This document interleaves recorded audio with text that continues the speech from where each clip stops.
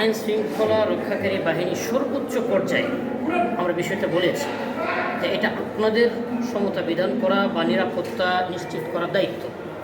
আমরা আমাদের কথা পৌঁছানোর পর ওনারা আমাদেরকে আশ্বস্ত করেছেন।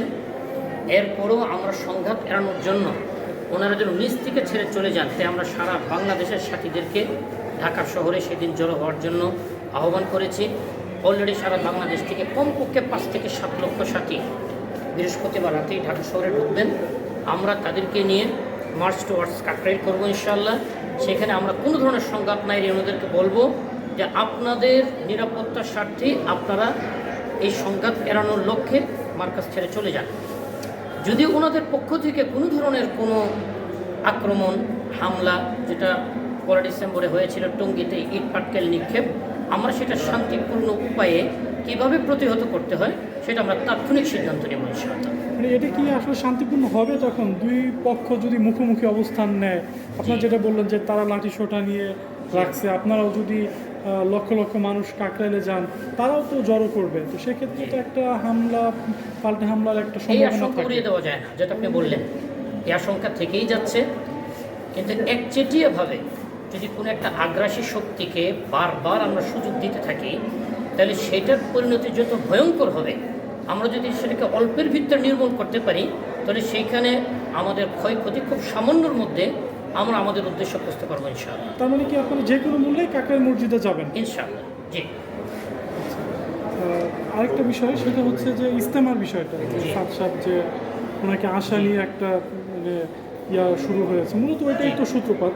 তো উনি কি ফাইনালি আসবে এবং আসলে আপনারা কি পদক্ষেপ নিচ্ছেন এই মুহূর্তে?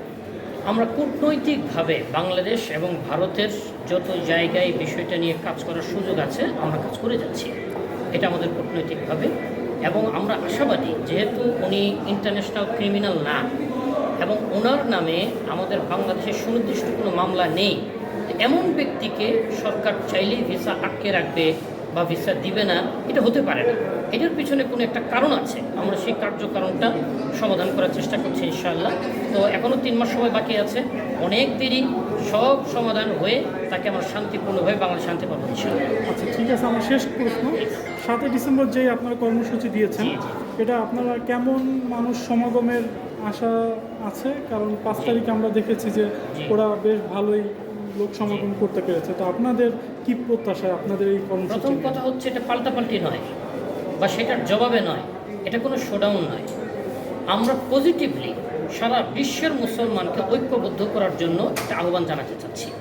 আজকে আমরা মুসলমান দ্বন্দ্ব করছি, লজ্জা লাগে আমাদের বলতে। এমন সময় আমরা দ্বন্দ্বে লিপ্ত যখন পৃথিবীর সকল জালেমরা আমাদের মুসলিম ভাইদেরকে ফিলিস্তিনে, ইরাকে, লেবানন, ইয়ামানে আক্রমণ করছে, হত্যা করছে।